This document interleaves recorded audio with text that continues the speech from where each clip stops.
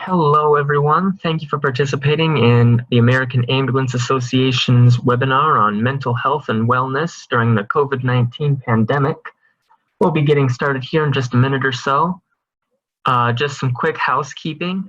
At any point during the presentation where you have questions for the presenters, there's a Q&A button towards the bottom of your screen.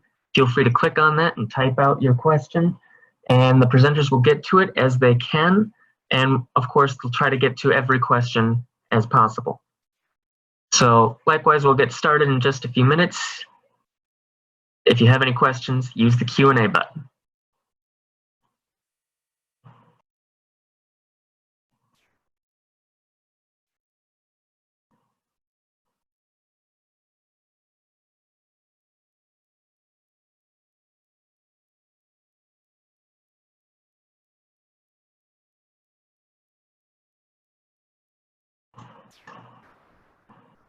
All right, looks like we're about 1 minute off the top of the hour. I'm seeing people have sort of joined in. Scott, do you want to take it away? Sure. Thank you, Peter. And thank you to all of you. Good afternoon and good morning to those on the West Coast. Thank you for joining us for today's webinar presentation, Mental Health and Wellness During the COVID-19 Pandemic. Wanted to thank, of course, as we do and we have been doing, and probably not nearly enough, wanted to thank all the organizations who are doing everything they can in response to the COVID-19 pandemic. And then in particular, would like to thank the individual EMS providers, public safety folks, and healthcare providers who have been working tirelessly over the last several months now. I remember being at EMS Today earlier this year and not at the time recognizing the impact this was going to have on our country and then certainly on our industry. So just wanted to thank all those EMS agencies and just say how incredibly proud I am of all of the EMS providers and public safety folks, healthcare folks. As many of you know, this week is EMS week. I want to wish you all a happy EMS week. And I sort of jokingly say that the EMS stands for Essential Medical Services, because we've heard a lot about essential workers. And I think for quite some time, EMS has not been recognized for the role that it takes, not only in public safety, but also in healthcare as a whole. So happy EMS week. I know this is different than our usual, sort of most organizations will do cookouts or we'll do a, EMS week t-shirt, or we'll do some other sort of fun event. We're a little tied this week in some of those abilities to meet face to face, but, have been and encourage, of course, folks to share the different ways that they are celebrating EMS week with their folks, and be sure to be sending those pictures into the AAA. We've been sharing them as we can, because this is, of course, a tough week for everybody, just because normally this is the time where we focus as much effort as we can on those folks who are doing that frontline work. And also, as it happens, that this is May is Mental Health Awareness Month, and that's the green ribbon there up on the right-hand corner. It is Mental Health Awareness Month all month long. And we thought, for those of you who may not have been on, a couple of weeks ago during the AAA's COVID-19 weekly clinical update, I was very lucky to be joined by Dr. Lau Morrison. Dr. Lau Morrison is an individual whom I met many years ago when I was managing an ambulance service in the Boston area. And Dr. Morrison at the time was an EMT in pursuit of her degree in psychology. And she had asked me to be on her dissertation committee as she presented her research and in the process of getting her psychology degree. And so we had her on a couple of weeks ago. We touched on a few of these topics and recognized during that quick 15 or 20 minute presentation that there was a lot more that we should be doing and a lot more that we could cover. So she has, whenever I call Lau and I ask her if she'll participate in something related to EMS. She basically answers the question before I even get it out. So I can't thank Lau enough for coming on today and presenting with me. Lau is a clinical psychologist working in Los Angeles County with the Department of Mental Health. She works with children and youth who are identified as high risk due to severe psychiatric or psychotic symptoms, difficult keeping themselves safe and others. And she also practices or has a private practice where she treats individuals, many of whom are EMTs and paramedics. Given her background in EMS, it is really helpful to have someone who is a psychologist who can or who does understand what it is that EMS folks go through. So I'm going to hit Lau up in just a minute and ask her to it's going to be very much like the clinical update where we're having more of a dialogue. And so as Peter said in the beginning, if you have questions, please use the Q&A feature and we will answer as many questions as we can. And then to any of those that we weren't able to get to, we will we'll circle back around with you after. So, principally, one of the things that we know, and we've been talking about this for quite some time, is that, I think thankfully over the last few years, the profession has focused more or placed more effort and resources in addressing mental health and mental wellness and sort of some of the stress-related impacts that we, frontline providers, frontline responders, and others who work in this profession struggle with as a result of the type of work that we do. And, but, while I think we've seen some, an increase in the efforts from a mental health perspective, one of the things that we know is that, of course, this COVID-19 pandemic and the response really has compounded some of the already existing issues related to mental health and wellness. And so, looking back at this, some of the reports, and I won't, I pulled this one out specifically just because it was relatively recent and of course, by a governing agency, but the Substance Abuse and Mental Health Services Administration issued a report.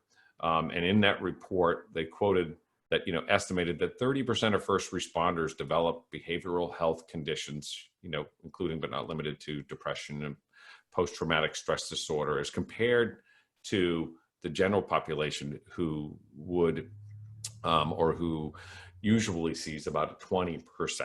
So we know that, and it's, I guess, not surprising that there would be a higher level of incidence of behavioral health issues or concerns or mental health issues or concerns. And so one of the things that I asked Dr. Morrison right off the top was, can you talk to attendees and us a little bit about why is this different? Why is this pandemic different? And so I'm going to be quiet now and give Dr. Lau Morrison a few minutes just to sort of give us some of the dynamics as to why this, or what she's seen in her clinical practice as to why this is different. Lau? Yes, and first of all, thank you so much for having me on. It's a great opportunity. This is a topic close to my heart, and I'm glad to get the chance to share this information, and I hope that it's helpful. So yeah, I think, one of the things ever since, in my clinical, my doctoral dissertation topic was basically just looking at how mental health affects EMTs, paramedics, first responders in general. And so already for a few years, we've already kind of been looking into the fact that this field, for a variety of reasons, already seems to have a more detrimental effect on the mental health of its employees and the workforce. And so what's interesting is that while this has already been a topic that has been gaining momentum in terms of, I think more and more people are starting to realize the negative effects of certain aspects of the profession on its employees, COVID-19 really just kind of created a way of us really kind of having to see it, face to face with the fact that it's much more difficult than it had been even before.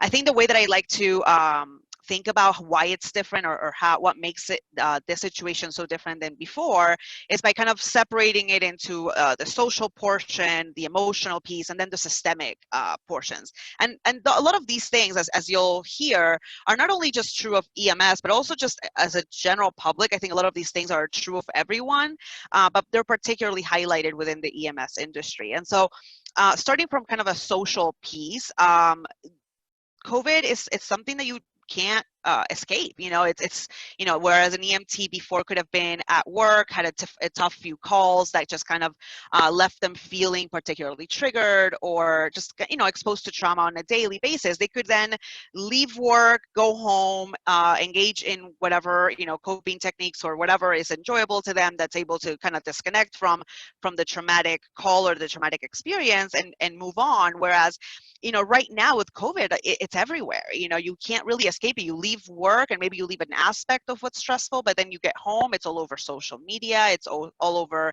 the TV, your family's talking about it. It affects every aspect of your life. And so it becomes a never-ending cycle of re-triggering and difficulty staying away from the exposure to just the discussion and the topic as a general thing. Also, there's been, it's changed the way that people can relate to others in a social manner. So there's a fear of being close to your family members and transmitting or exposing them to this illness, but also people are treating EMTs and paramedics differently, right? So whereas before maybe we were, EMS personnel were seen as heroes, as people that were, mostly in a positive light, I guess, there's a tendency to see EMTs and paramedics as people that have something to be staying away from. And so people are feeling much more rejected from others, which used to not happen as much before. And they're also being treated differently by patients. Patients are all of a sudden looking at EMTs as they could be exposing them to COVID, and so that becomes an issue as well. And then so that's kind of the social piece, I think, in some ways. And then the emotional part is the anticipation of getting the call about having had possible exposure, how the just being fearful of being around patients, where you have paramedics that tend to have feel very comfortable and confident in treating patients. Now there's this wish to connect to patients, and also wish to kind of run away as fast as possible to stay away from the exposure, and that creates an emotional conflict as well. Now, yeah, just one comment that I know you and I had talked about as we led up in preparation for this was the idea, and I know when your research during your educational program, and then I'm sure since, you talked about this idea of the impacts of the heightened awareness, right? With when you would have or go to a call where, let's say, you might either see something that might be challenging, or you may perceive yourself to be in a risky position. You're out on a highway, or you're at a place where maybe the scene isn't completely safe. You had mentioned that when you get to go home, maybe that level of alertness goes away. What do you make of, and the folks that I've talked to said that they sort of never really feel comfortable? Right. Absolutely. Are you seeing that or hearing that from folks? Absolutely. And I think that, that's definitely something I think all of us are feeling. I feel like all of us, to some extent, especially EMS personnel, feel that you can't escape the topic. You can't escape this constant fear of your exposure, of your possibility of exposing others and loved ones. And I think, Scott, you particularly can speak to that, right?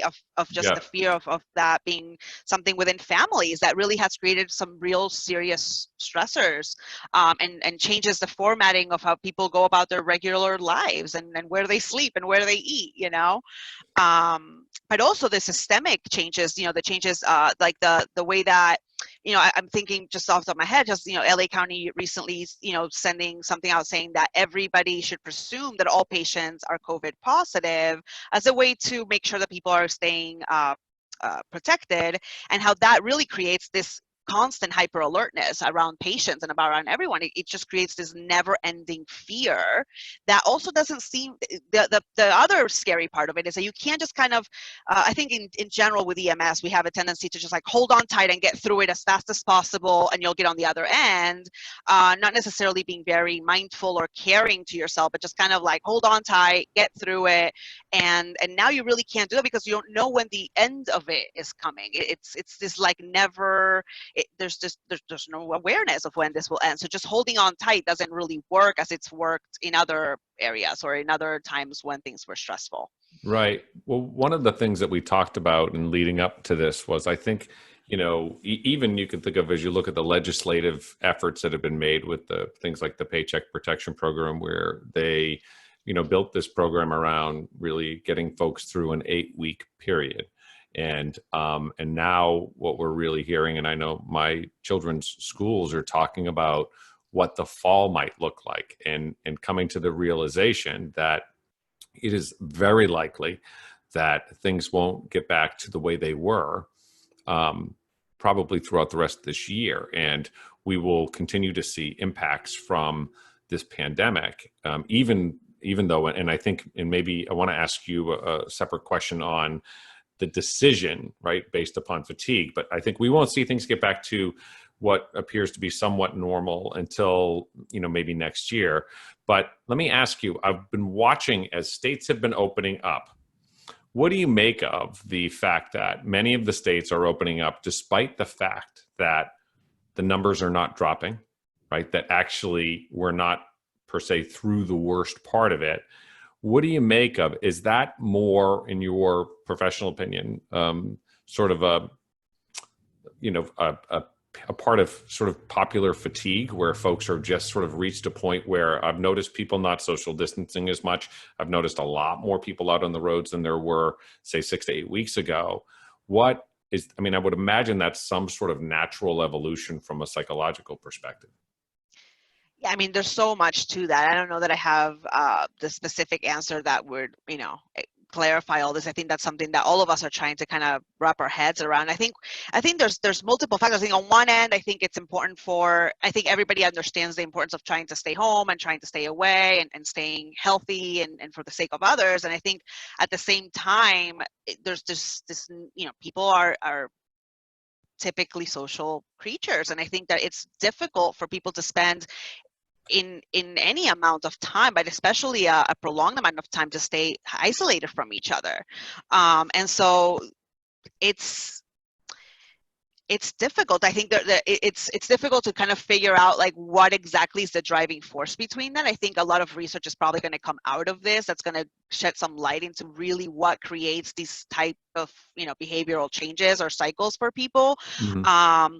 But certainly it's adding to the stress for everybody else. It's staying home is stressful, and going out is stressful, and being around people is stressful, and being alone is stressful. So I think that's what people are noticing, that even as things are opening up and people are even going out, and even those that are not practicing social distance measures, they're still feeling more stressed than they would have before the COVID crisis started. And so it's interesting because even with opening up, it's not like that's decreasing the stress anymore either. And so that's an interesting concept as well.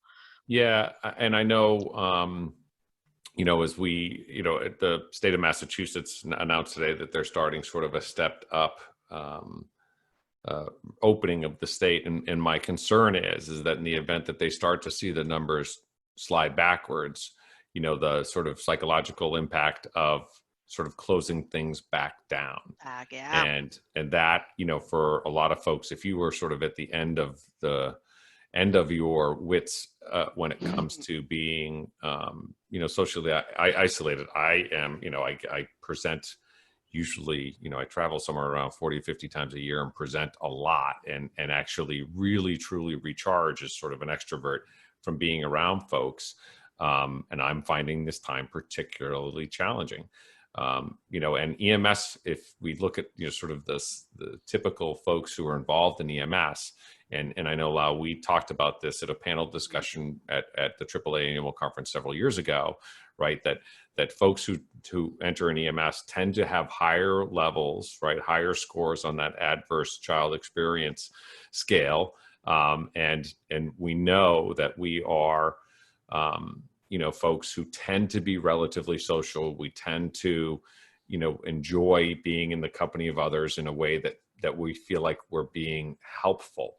And so, I wonder to the extent or the impact that we'll see as this continues to, because it's going to be a marathon and not a race. And so I see, we got a question here. It just says, do you think individuals in EMS are becoming desensitized to the pandemic as a result and are not being more cautious? And I think that gets to sort of the question that I just asked. I would imagine that that's sort of a very, very typical reaction as you become fatigued from this heightened level of awareness, maybe.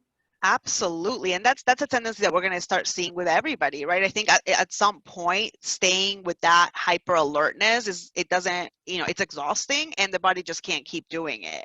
So I think as it reaches to a certain point, I think it also, not to become political and, making sure not, to stay away from all that. But I think I don't think it surprises me, at least, that all of a sudden we're going to find more tendency to find reasons to either avoid the topic or believe that the topic is not real, that this pandemic is not a real thing. I think more as people are kind of getting to the point of really just can't live this way anymore, whatever this way means to each person. I think we're going to see people becoming desensitized, wanting to just pretend that it's not really happening. There's going to be a real, I think, in a national, in a global scale perhaps, but definitely in a national scale, a tendency towards really trying to avoid the topic or any semblance of what this life that is so difficult to live.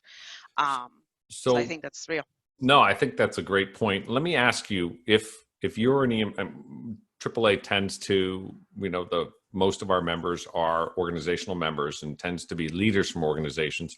What are some of the things, the symptoms or the signs that we should be looking for in our field staff? And I don't want to leave out those folks in leadership as well. I often tell people that, don't forget that managers and supervisors and directors are employees as well.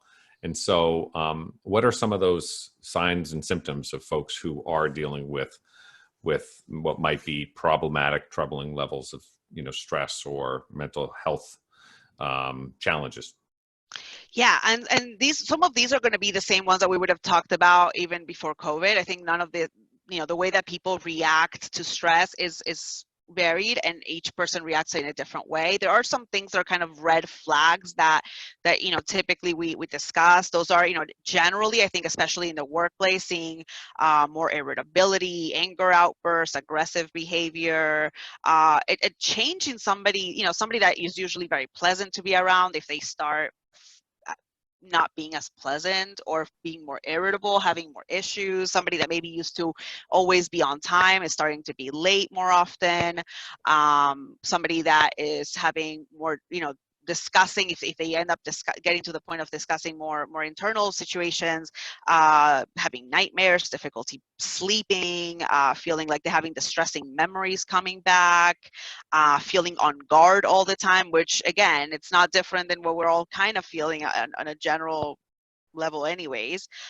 Difficulty concentrating, focusing, maybe more errors in their EHRs, like in their reports, or taking longer to write those reports, taking longer to turn things around, feeling overwhelmed, feeling guilty, shamed, being easily startled or frightened, and also just like self-destructive behavior, seeing people maybe doing unhealthy things that maybe they weren't doing before, that before they were doing it occasionally and now they're doing it all the time. And that includes obviously all the substance use, right? All of these things.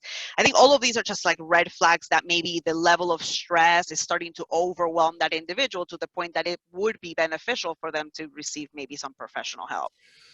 No, I think that's great. And so I think, as you sort of said, some of these things are things that we would have likely seen before. And my concern is, that oftentimes or sometimes because, you won't notice it because you weren't necessarily, right? You can't manage what you're not measuring or what you're not paying attention to. So what, from a from your perspective, what are some of the things that, organizations, EMS leaders can do to mitigate some of that stress, either before, during, or after work? Yeah, so that's a great question. So there's two pieces to this. I think there's one of it that's more like a cultural, more long-term piece, and then there's the more systemic, practical part, right? So the one thing that I've been preaching for years, and the kind of like the more long-term cultural change is that we need to change the culture of EMS. We're not a field that is very concerned, or that takes any more time in making sure that our workforce, our EMTs and paramedics are feeling that it's okay, or that there's a safe space to discuss feelings, or the fact that the work is hard sometimes, right? So I think that starts with just sending a message from the top down, and there are some steps that we can do in kind of making those cultural changes, and that are kind of things we can do today. That includes sending a message, like having the message be coming from all the way to the top, from the top all the way down, that this work is emotionally difficult regardless of the types of calls that people are running. So I think it's important to talk about the fact that not just those people doing 911 emergency calls are the ones that are affected. It's also the ones that are doing the transfer calls. It's also the supervisors, the field supervisors, the mid-level management people that are really getting hit from both sides. The low call volume, it is stressful in all areas. And so just an acknowledgement and a message being sent out of, this is a stressful time, and it's okay to feel stressed, whatever way that means. Right. Making it, yeah. And I was just going to say, recognizing, for all of those folks who used to work in an office in a community that now may be working remotely, right? Yeah. That even just simply working remotely can be part of the dynamic that's changing, their level of sort of engagement, or their mental health in general. Absolutely. And also just, there's, even for upper management, there's been a significant call drop. The call volume has dropped significantly for a lot of ambulance companies, and that's leading to significant stress on the top of the management, and that's kind of trickling all the way down. It's changing the expectation of the workload on different EMTs and paramedics and dispatchers. So I guess at least an acknowledgement that this is a difficult time, that these are difficult things, making it safe to talk about how it feels, with the risk of sounding like a psychologist, just really being able to say that it's okay to talk about how people feel would really make us at least make some headway on that. But even sending an email out to everybody, saying, it's like an intentional communication or a poster encouraging self-care, encouraging people to eat well and drink enough water, stay hydrated, do something, enjoy, like the self-care things that maybe we'll talk about a little later. But just encouraging people to take care of themselves, encouraging people to check on each other, particularly with red flags. We do know that in EMS, people are more likely to go to each other for assistance, for support, than they are to go to a supervisor or management. So just kind of keeping that idea, providing the EAP phone number easily so that people don't have to ask for help to get the help that they need. Wow. Yeah. Lau, just one question, and sort of talking about that organizational culture and the idea of the financial stressors. I know, and speaking with a lot of owners of different organizations, one of the biggest stressors that they were feeling at the time when this really started to ramp up was, one, that call volume had dropped between 40 and 50%. And that transport volume on top of that for 911 stuff. So not only the non-emergency stuff, but the 911 stuff the transport volume had dropped. And there was, this where there was this perception that there needed to be a lot of folks in the front line and working. But, one of the things that I had heard from a few folks are, hey, as now I'm cutting back on overtime, and we're unfortunately an industry that tends to live on overtime, right? For a typical EMS person will come into the field, they'll start to work some overtime, and eventually gross their lifestyle up to demand the level or the number of hours that they were working prior to something like this occurring. And now the available overtime shrinks up and disappears. And before something like COVID-19, we would often see that someone would work 60, 70, 80 hours, get injured. And then when they were working, say, alternative duty, the number of hours they work would shrink up, and then they become, it's the financial stressor, I think, that is probably one of the number one stressors that we're seeing. And so if, from a leadership perspective, maybe ensuring that any newsletter that you have, any and all communications from a top down, making sure that in some part of that newsletter or that communication or in the face-to-face communications, that whether it be frontline supervisors or the CEO, that you're talking about sort of the fact that this is, right, a challenging time for everyone. And though that, the organization is working, make sure that you're talking about those resources, and we'll get to those in a slide or two. But, when you look at, and I don't know if you, if you have any sort of anecdotal feedback on this, but what percentage of folks' stressors, like where in that line is typically financial? And I would imagine it's in the top one or two. Right. Well, yeah, I think the financial piece is not only happening within the organization itself, right? Like the call volume dropping and all that, but also in people's families. They're going home, and sometimes the other person that was working has lost their job. Now they don't have the overtime that they used to. And also sometimes they're having to make the decision about, even if overtime is available, is whether or not they want to increase their exposure rate because of the need for that overtime. And that creates all kinds of emotional conflict as well. So yeah, the financial piece is huge. And so, one of the things that we talked about, and oftentimes as an HR person, I sort of jokingly say that no one really listens to HR, despite the fact that, sort of our biggest overhead piece, and I hate to even categorize it as overhead, or personnel related costs. And so one of the things that I think, gets sometimes underestimated, we underestimate its power, is the ability, right, for frontline leaders or even middle or upper management to take the opportunity to communicate, right, with their staff, right, having a regular and to somewhat personalized, right. It can't just be a to all folks, right. I think it needs to be, you need to customize the message so that it speaks to the reader, and using multimedia. So one of the questions that came up is, how do you approach an employee who's lashing out on social media? And so I'd be interested in your thought on this. I have seen folks who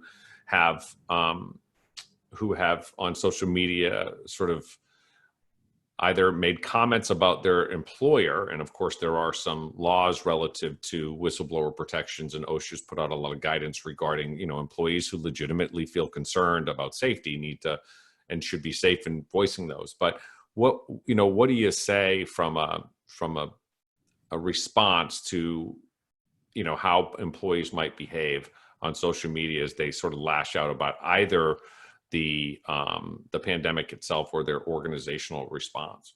Yeah, that's a real problem right now, and that's something that it's difficult, because you want to, on one hand, be mindful of these people having a space to be able to voice their concern, but also there's some very, whether or not it's real, it's truthful, it's fact-based. I think the biggest thing is trying to be as transparent as you can be with the organization.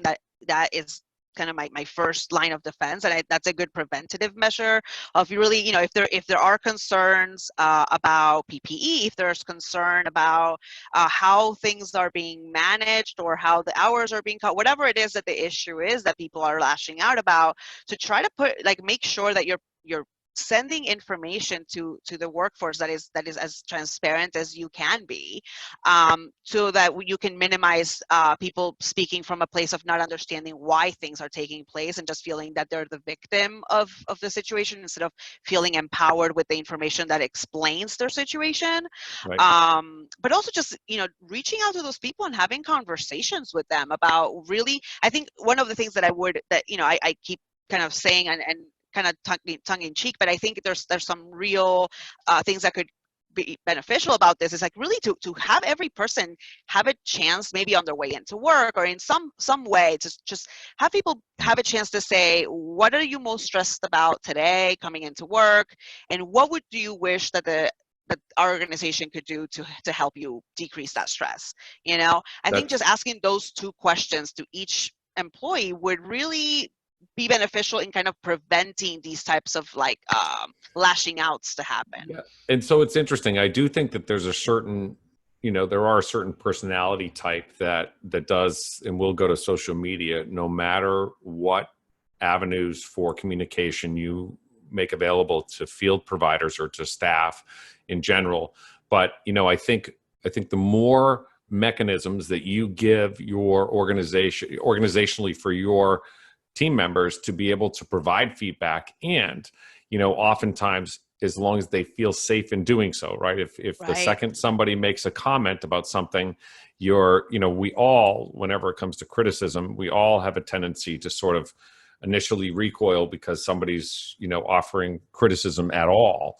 But I always sort of say to folks that when it's constructive criticism, it should always be welcome, because constructive means that they're trying to make it better. We know we have that percentage of our team members who are, they're not always there trying to make things better. They're just merely trying to point out how much something might stink. But recognize that sometimes that's of value as well. And so, one of the comments I see here is that we need to be intentional, and we need to be mindful, and we need to engage.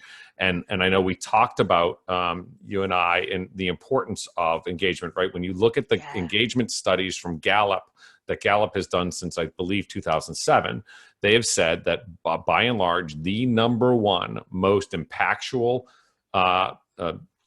thing that that really drives employee engagement is the relationship between the frontline supervisor and their employee, and knowing that there's a high level of sort of accountability.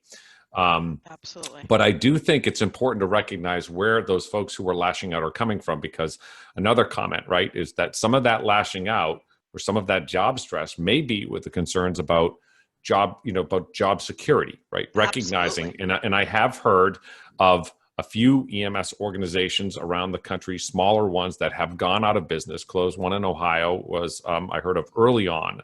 Thankfully, I've not heard of something, anything in the last week or so. But I will say that one of the things that we know is that as EMS organizations, the billing cycle is such that if you saw a call volume loss over the last 60 days, you're going to start feeling that financial pain now. And I think, it's not only the fear of potentially your own job, but most families now have two incomes. And so what's happening with their significant other's job, or, their other financial support within that. So recognizing that, you do absolutely need to be intentional. You need to have that communication, and making sure that you recognize that, we know it can't just be email, right? If somebody's email box gets flooded with 20,000 messages a day, they're going to start to ignore it. It needs to be multimedia, it needs to be through social media, it needs to be in person, right? One of the best ways to communicate, to the extent that you can, as you're trying to isolate and social isolate, but being intentional and recognizing, and then the last thing that I sort of say, and then I'll pass it back to you, is, if you are not tracking, right? If we go out to our frontline field staff or any of our managers, leadership, and say, you need to make an effort to engage the employees more often, make sure that you're spending some time talking to them. Lau, I love the idea of, to the extent that you can be there at shift change, or where you can make an actual connection with that employee, asking them, listen, what are you concerned about? Because it's going to change as we learn more. Right. And then what could we do as an organization to help? And I don't know, Lau, if you have any comments on that. Yeah, no, I think as much as you can engage with people, obviously being protected yourself so that you don't expose yourself. But that's kind of, I say that, half jokingly, because I think that's kind of what makes this difficult, right? Is that I think we're asking people to engage, but there's also a message overarching everything saying, don't engage, because stay away from people. And so that there's that balance that has to constantly be measured. But there's also just other systemic changes that people can do that are hopefully more doable than others, but I think, something like making sure people are taking lunch breaks, making sure, especially during EMS week, I think a lot of folk, what's happening often is that as the financial part is hitting more and more companies, a lot of people are letting go of EMS week as something that they're going to use to engage their staff, to thank their staff, to really make it be a special moment in the year. This is this week is off in many places. I'm hearing that they're getting rid of the activities that they usually have for EMS week, and I think that's really it's really contraindicated, I guess, in what we are seeing in terms of the need for morale to be boosted right now more than ever. Finding ways to encourage people to take care of themselves, to eat, looking out for red flags, being mindful of stressors, being able to kind of, and this is all kind of the same stuff that we were talking about, right? Like engaging people, seeing what other factors are stressing them out. What's the childcare situation?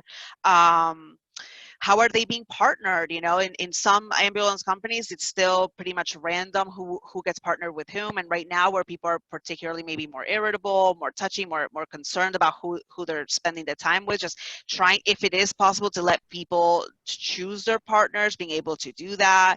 But really, I think, you know, Scott, what you said, and I always think about kind of, you know, your response, and I don't know if you've shared this story about, you know, your response after the Boston bombings, right? But like, I think, you know, just really taking that personal approach to really engage with people, asking people questions directly, and really making yourself available in that way can really have a very positive effect in decreasing the negative outcomes of people having all this stress at the same time from all these different angles. Well, yeah, and so, you know, I'm sure folks have heard this before. When I was working with Lau, actually, at a service up here in the Boston area, when our organization had responded to the Boston bombing during the marathon, and we had, I think it was roughly 45 people who had been involved in the response in some way, shape, or form. And I, you know, I made contact on a weekly basis with everyone who responded until either they said like, look, I'm really okay, you don't need to call, or they just not pick up the phone.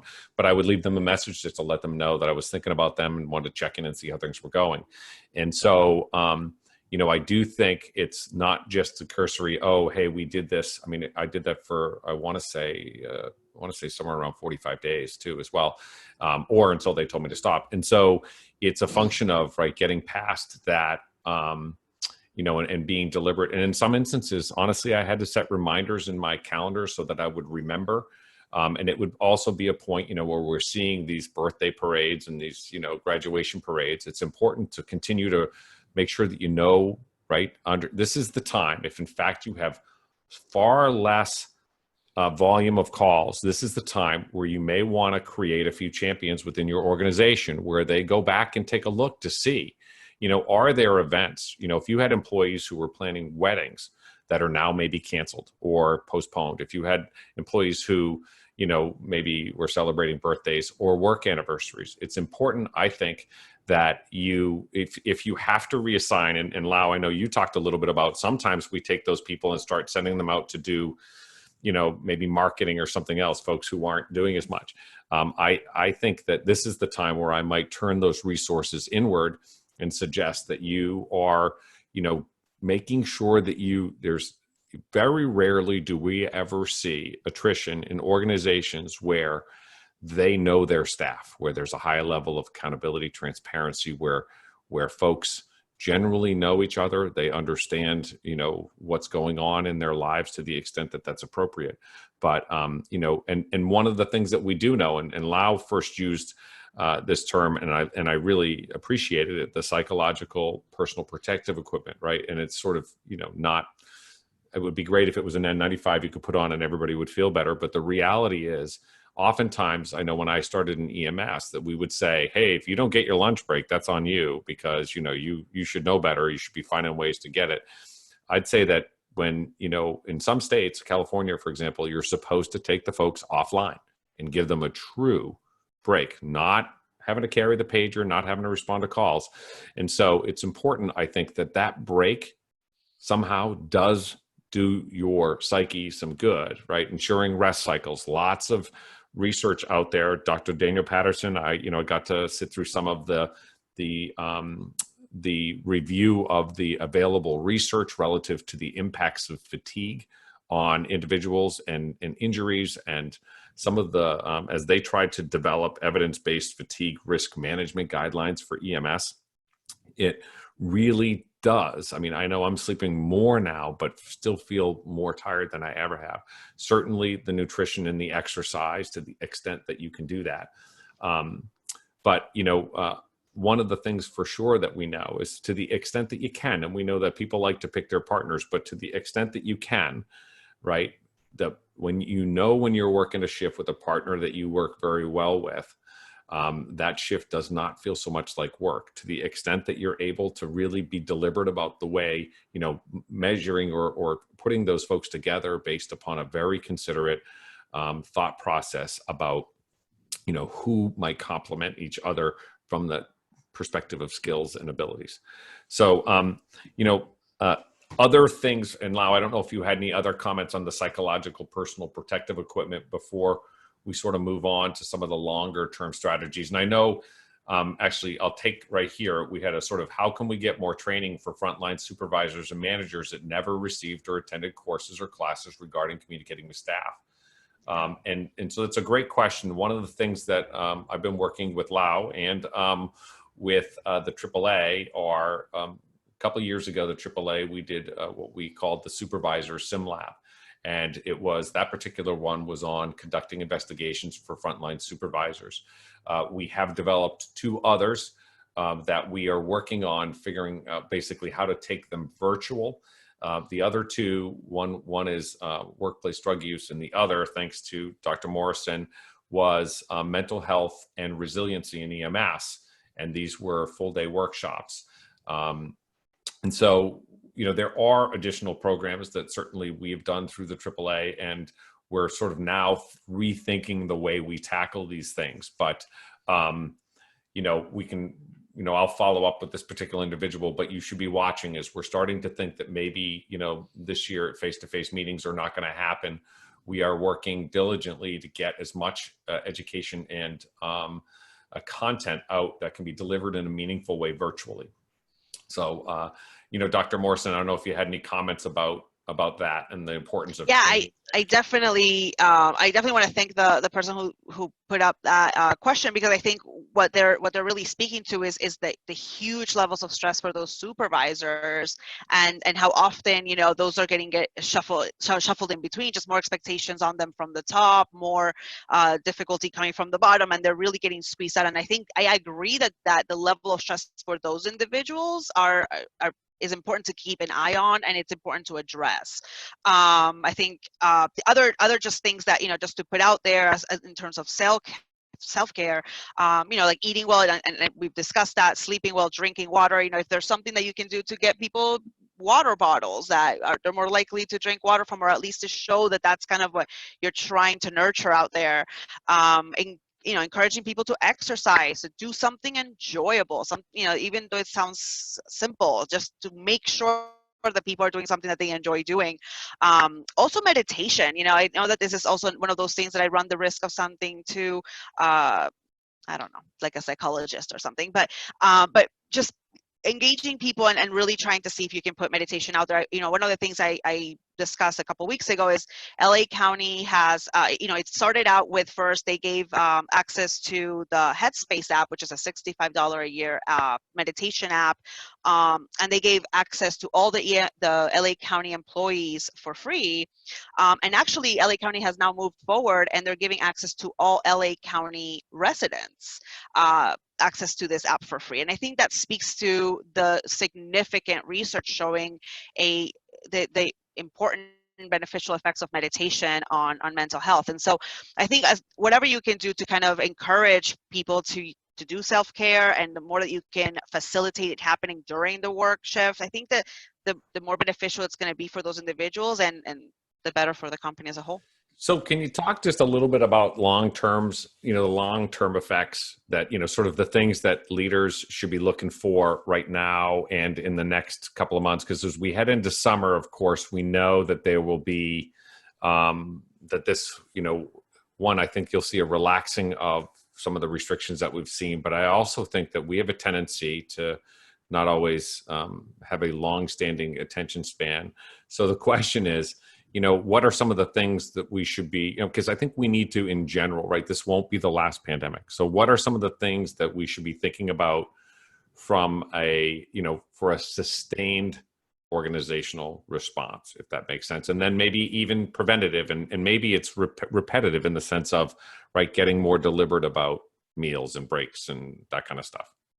Yeah, I think I guess I don't know from which sides. I think in terms of how to prevent it, I think it's the same thing. I mean, the more that you can put into place long term regarding taking breaks, allowing people to choose their partner, being mindful of scheduling, being mindful of people's other stressors right now, especially with childcare and how that would affect scheduling when if it is possible to adjust people's schedules to decrease that stress, obviously allowing that whatever the company is able to do, I think, or at least being able to express to that person that you understand that it's a difficult time. Even just expressing that understanding comes a long way. Brings a lot back. But I also think it's important to just keep an eye on like absenteeism rate, people calling out more often, people showing up late more often. I think the more that you can catch these things as they're happening and trying to talk to people and really trying to understand like where is the stress really being felt the most and what can be done in that particular area, because that also might be different is going to be different from one company to another and from one employee to another. But some of these things might be easier to address, and some of this could just be addressed by having a more transparent understanding of like what are the barriers to kind of decreasing those stressors. And as long as I think for a lot of employees, once they know kind of why things are the way they are, or why it seems like they're not being protected in some ways, if that's what's going on, I think that decreases the overall level of stress as well. And so the more that we can do this moving forward, the better we're gonna do at the other end of this. Yeah, one of the things that I think, I know that most of the states have some level of a medical services review board, or some, is where they might discuss protocols and criteria. And I know, Lau, you found this graphic here. Does your state recommend any particular health or wellness programs for EMS professionals? And one of the things that I think would be interesting is most of the time, as we think about or attend, I used to attend those meetings where we would discuss protocols, or, whether certain particular medical equipment should be used or adopted in the state. I would love to see some of the focus really, not that the clinical stuff and the equipment stuff don't matter, but to be able to talk at the state level, right? Because, we found really 10 states that had some recommended particular health and wellness program. And, just finding it to be, because that which gets paid attention to, right, gets addressed. So, lastly, as we sort of wind up in the last, couple of things that we wanted to talk about. And I know, Lau, we talked about the fact that, there's a lot of information out there that you can go and, when you type in, let's just say EMS or EMT or, and mental health and wellness. There were a couple things. One that we talked about, I do think we need to change the dialogue a little bit, right? You talked a little bit about someone who, using the term committed suicide actually, and the negative connotations. Do you mind just talk about words and words matter before we hit this last slide? Yeah, and that kind of speaks to a little bit of like the change in the culture, but just something about there's suicide is a topic that is getting talked about a lot more. And I think just thinking about, a lot of people still use the term committing suicide, which it really comes from a place of you commit murder, you commit child abuse. Committing suicide is a kind of another way of like putting blame and stigma to the idea of suicide, instead of really kind of noticing that suicide is really the result of significant pain and suffering and mental illness. And so to say, death by suicide is the most kind of appropriate. And a lot of these it is about being PC, but it's also about really shifting the way that we think about these things. And I think it's important in terms of how we use our language to really have some sort of positive change also in the way that we are discussing these topics. So using terms like death by suicide or mental health concerns instead of issues, right? Those kinds of things, I think. Yeah, and I've even caught myself, right? There are words growing up that we used to use that didn't mean, that were incredibly offensive. And certainly, I wasn't intending to be offensive, but those were words that today, I know better. And so I think, until you and I even talked about that particular, words do matter at the end of the day. And so I think it's important, as we start to talk about this, to start to change it. It's going to be an evolution. But one of the things that we talk about from a resources perspective, that one of the things that I say is when you're talking or communicating with your folks, identifying what benefits are available through your existing resources. So your employer-sponsored health plan and, the Mental Health Parity Act essentially said you can't place more stringent benefit language around mental health benefits than you do other health benefits, right? So highlighting for your employees, just as you might for your, wellness plan or the gym membership or, the reduced gym membership, that you're highlighting for your employees those mental health and wellness benefits that are available to your employees. Of course, most of the short and long-term disability, if you happen to have those, also accompany with some EAP, which I think, I struggle a little bit with EAP. I know the AAA, we actually got away from our last EAP provider, and we now have Counselor Match, which I think is a far better aligned with our membership. One of the challenges we had with, and I've seen with other EAPs, are you get these 3 visits in. Sometimes it's with someone who knows EMS. And Dr. Morrison, I don't know if you can comment on how important is it to have someone who at least understands, or treats, because I feel like it's a lot like cardiology versus, podiatry versus some of the other specialties. Yeah. How important is that? Yeah, I think it's important. I also think it's not, it's something that I think is one of our goals, or at least my goal in the future. The reality of it is that there aren't any programs for mental health providers that's at the doctorate level or master's level that really specialize in EMS, and that hopefully will change in the future. But I do think that slowly there's starting to be more people that are interested in this area, and that we are starting to see more resources coming up. I still don't know of anyone that's truly vetting or providing any assurance that the person's going to be specializing in EMS. There are some folk that are specialized in trauma though, and that's something that's important to kind of keep an eye on. It's like you don't necessarily need somebody to be completely specialized in working with first responders. As long as they have a good understanding of trauma, that's a good start. And so I would hate to see it as a barrier that because a certain mental health provider doesn't have specific education or training in working with first responders, that's the reason to not go to, not seek help. However, it's definitely something that we need to move towards in this field, and hopefully there are going to be more resources soon that will allow that to be an area of specialization that we can then match people to. Well, and that kind of ties in with one of the questions, how can you find a mental health provider that, quote, understands EMS personnel? And I think you touched on that, right? One of the, certainly at a minimum, you can ask. I know the Code Green campaign, which somehow I managed to cut off the green on the logo. The Code Green campaign does have a resources page. And I know, of course, if you go into the AAA's the benefits page, you'll find the Counselor Match. But, the problem is, right, in vetting out, right, there is no independent accrediting agency right now that touches upon that. I would say, and I don't know if and correct me if I'm wrong, asking that provider, right? So for example, often if you're calling to your health plan to try and locate someone who's in network, one of the things that you can do, because they have these navigators who will help you try and find the right fit. And so ask for someone who has experience with first responders or EMS. That's probably your first place to go. And unless you have some other suggestion there, Lau.